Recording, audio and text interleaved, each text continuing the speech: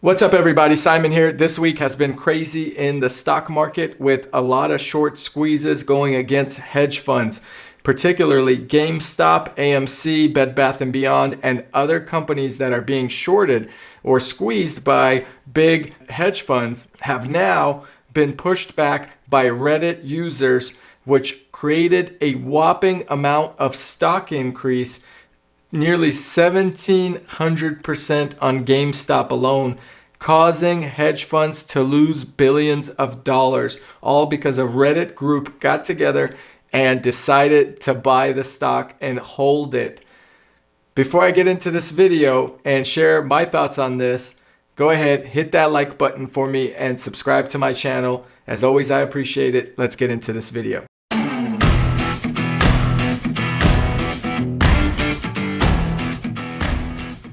So Wall Street, Market Watch, all these companies that report on stock market news had no idea what's going on. They had no clue as to why AMC Theaters or GameStop stock is rising so high. In fact, they were betting against these stocks to go up. And that's why hedge funds bought and borrowed money to buy those stocks, to sell them at a lower amount and then pay back the loans, which is called a squeeze or a short.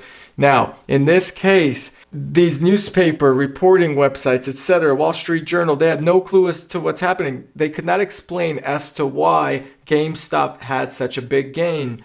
But if you look at here, it was all about buy. On Reddit, a group called WallStreetBets went out of their way to fight against the hedge funds and the Wall Street markets by telling everyone to group buy at once. So as everybody bought and held their price, it created an increase in price. Now, what a hedge fund typically does is they bet against the company. So two of the big hedge funds, Melvin Capital and Citadel, they were instrumental in trying to do this short, and the Reddit users fought them back by purchasing the stock. They lost billions of dollars. Short sellers borrow shares of an asset that they feel will drop in price. If they are right, the shares drop and they pocket the difference of what they borrowed on versus what it is on the market, which is the actual sale price. But if they're wrong on the short sale, they have to buy the stock at a higher price, losing the money because they borrowed it at a certain price. But in order to keep it from going up and up and up, they end up buying the shares, let's say past $10 at $11 before it gets to $12 or $15 or $16 and so forth. If it keeps climbing, the more shares they buy back, the more money they lose from that $10 mark I mentioned earlier. So short sales have a very limited amount of time. If they rise in price, the short sellers really, or the hedge funds really, need to make sure they sell the stock back or buy it back at a higher price, sell it and get rid of it and cut their losses. Both Melvin Capital and Citadel, plus another hedge fund named Point72, really lost a lot of money. What's interesting is Citadel kind of started this GameStop buying. How did GameStop stay afloat is by the Citadel CEO or founder, Ken Griffin, actually supporting the company, according to some of the things I read, to make sure it doesn't go bankrupt. So not only did he start the short sale or try to potentially profit on the short sale, but he was also holding up the company, as he's a mega billionaire, to make sure it's not falling into bankruptcy as an investor. So I find that to be interesting. So according to S3 Partners, the short sale and the buying caused by Reddit cost these companies and hedge funds over $5 billion in losses because the stock just kept going up and up and up. WallStreetBets, or the Redditors on the WallStreetBets thread, continue to try to keep buying the stock to keep it going higher and higher. And today, unfortunately, the stock started crashing. In fact, within the one-day period, it is actually 44.29% down, or $153 down to $193.60. Now, in after hours, it has gained again $99 because of people still purchasing these stocks. Now, there are companies like Robinhood, TD Ameritrade, and others, Schwab. They limited trading on GME raising a bunch of questions, and I'll cover that in a separate video, limiting the private sector from going after Wall Street and manipulating these prices. So it's really difficult to buy GME right now, which is GameStop. At the same time, the stock is so volatile. It fell in one day 44%, and it has risen after hours 51% back to $293. It's incredible what a wave it's had based on consumer demand and them tricking kind of the system. Is this all legal is the big question. Well, people are upset that the private sector is getting limited and getting pushed out while the hedge fund sector can do this. They could short any company they want that they believe, or squeeze any company they want that they believe will potentially be going out of business to gain profit based on the sell of the stock and the margins in between what they're borrowing on asset or the asset of the stock.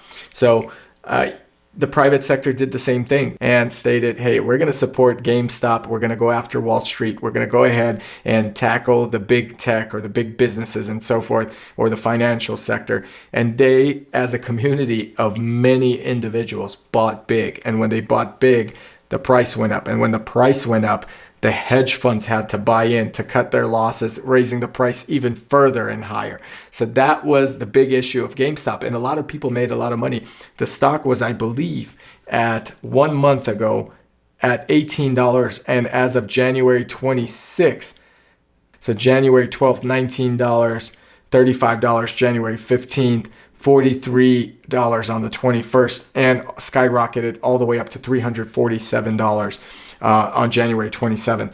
So they have made a lot of money. Those people that were betting on that, buyback and manipulating the short, they really came up a lot. And the funny thing is GameStop's lowest 52-week total was at $2.57. Another big stock that the Redditors went after was AMC, the movie theater chain. People are saying that the movie theater chain obviously is struggling with the pandemic and things that are happening with restrictions. But their stock was part of that short sale list. It wasn't as big as GameStop, but it also gained quite a lot. In fact, looking at the numbers, within 1 month, it went from $2 and a penny or so, or $1.91 to $19.90. Again, that's an incredible return if you were part of this scheme or this short buy, whatever you may want to call it, power back to the individual investor.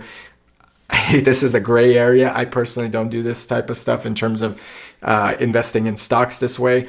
I don't have the knowledge. I wish I did. I would have made a lot of money, but I don't know if it's legal. I don't know if it's something that's going to be regulated. I assume it will be regulated by the federal government because it's manipulating companies to not really have an actual value to the company. So there's nothing that AMC did that would make the stock go higher. There's nothing that GameStop did that's revolutionary to make the stock go higher.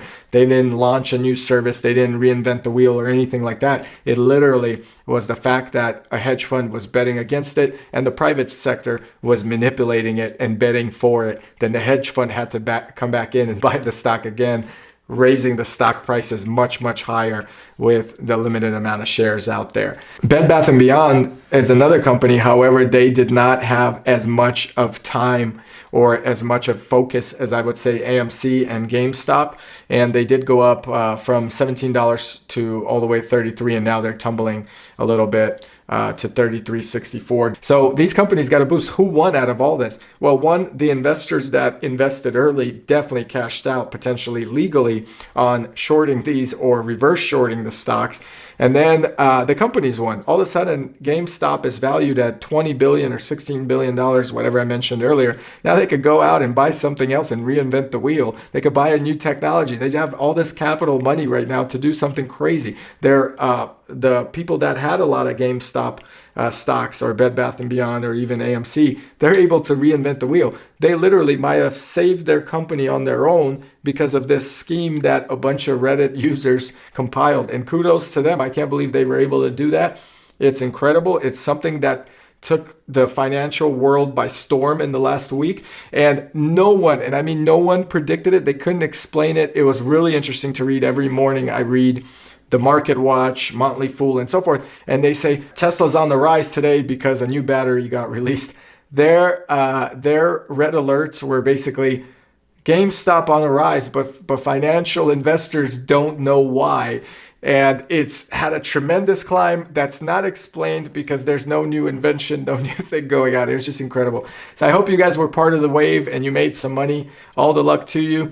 Let me know your thoughts. Do the financial dominators such as hedge funds or Wall Street, do they deserve to be able to manipulate these companies the way that they do? And do the private sector, the private investors, not have anything to do with it, or should they not be allowed to do such a thing, such as manipulate the price themselves in the private sector, fighting back against big Wall Street? And from that standpoint, the limitation of Robinhood and TD Ameritrade, Schwab, and other companies to not allow the private investor to trade these stocks or buy these stocks right now, limiting what they could do, is that fair? So all of a sudden you were investing on a whim and a company shuts you down from allowing you to buy even more stock while a hedge fund could still do it. Sounds a little skeptical. There are a couple government officials that are against that. It's kind of along that line of censorship and control. Let me know your thoughts on that as well. Anyway, I hope you guys enjoyed this video. If you did, please go ahead and hit that like button